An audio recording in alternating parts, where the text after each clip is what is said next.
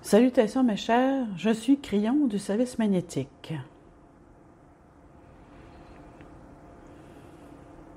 Nous sommes réunis ici pour une classe sur la roue d'enseignement, lémurienne, et c'est la 5e canalisation sur 5. Si vous voulez examiner le rayon de la roue, voici une explication à propos du miroir. Lorsque je vous ai donné les informations originales, et que nous nous sommes retrouvés dans ce qui était la Lémurie et la grande île sur Hawaï, je sais que certaines se demandaient ce que cela signifiait. Et maintenant, alors que le temps passe et que l'enseignement devient de plus en plus abouti, vous comprenez ce que cela signifie. Lorsque vous avez regardé dans les yeux de l'autre et effectué l'exercice, il y a eu des moments aha. Seulement avec un petit exercice. Qu'est-ce que cela vous a apporté? Laissez-moi vous demander, avez-vous produit de l'énergie en faisant cela? Plus que cela, y a-t-il eu une connexion quand vous l'avez fait? De plus, chacun d'entre vous a-t-il pu se retrouver en eux? Ou inversement? Ou peut-être une alliance qui disait « Nous sommes tous deux des âmes en cheminement ». Plus que cela, peut-être y avait-il de l'amour.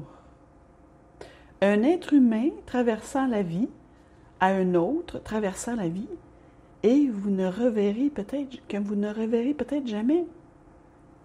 C'est de cela que nous parlons lorsqu'un seul être humain, naturellement sur cette planète, agira de cette manière, intuitive, lorsqu'une seule personne pensera à une autre personne dans un autre pays et n'aura pas seulement de l'empathie, mais aussi de la compassion pour elle, sans se sentir désolé pour elle, mais en ressentant une connexion pour elle, peut-être à cause des circonstances qu'elle traverse, parce qu'elle voit cette personne en elle, et le miroir est alors complet.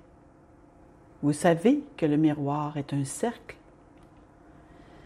Il y a de nombreuses années, nous vous avons donné un exercice. Nous vous avons dit que nous vous mettions au défi de vous regarder dans le miroir, d'avoir les yeux, d'ouvrir les yeux et de vous regarder dans les yeux en disant « Je suis Dieu, je suis magnifique, je suis ce que je suis ».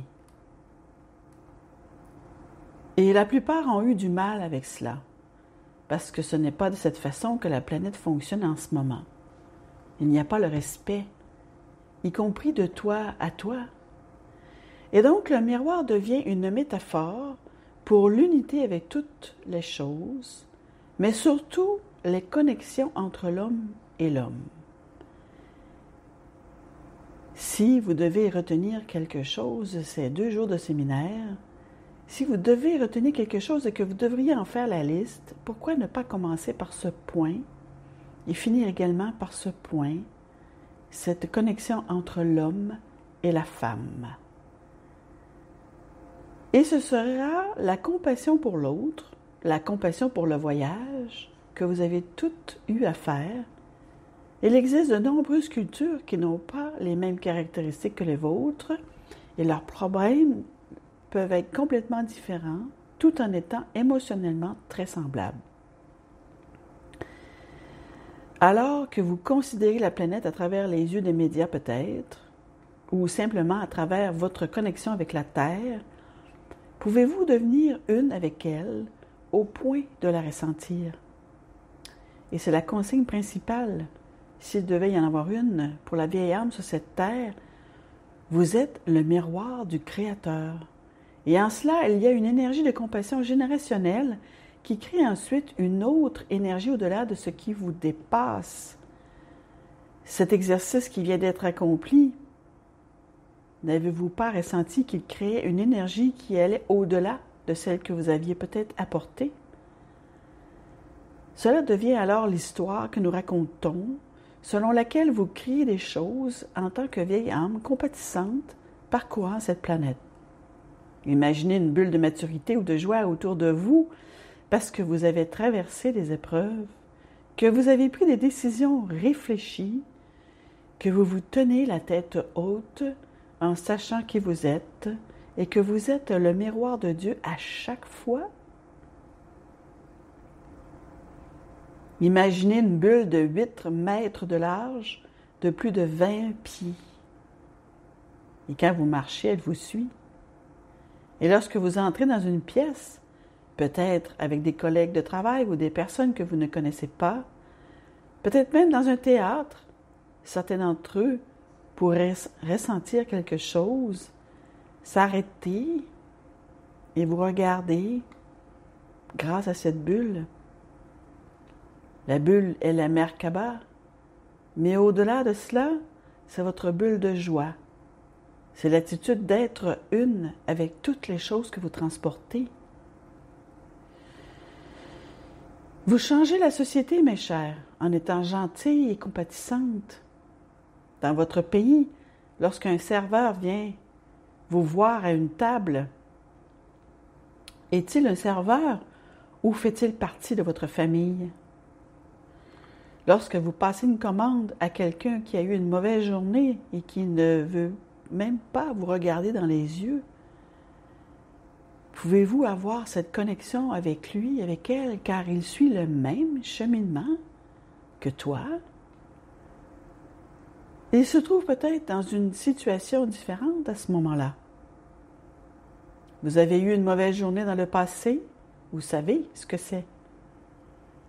Pouvez-vous compatir au point de lui sourire, de le bénir et de lui donner une poignée de main compatissante si vous le souhaitez, voire même une accolade métaphorique et métaphysique sans qu'il ne le sache jamais?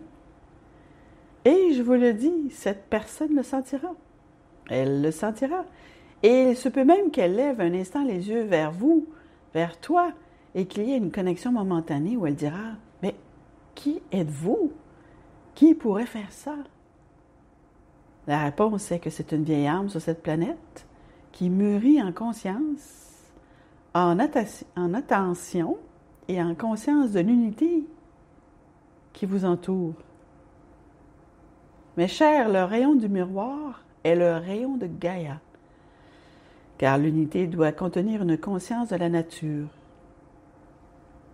Nous l'avons déjà dit, cela peut vous surprendre de savoir que même les rochers de cette planète abritent la vie.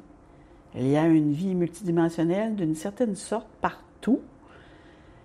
Et je vais vous dire, lorsque vous marchez sur la sable de la plage, chaque galet connaît votre nom. C'est aussi profond que cela. Si vous portez une énergie de compassion, la Terre vous répond. Elle répond.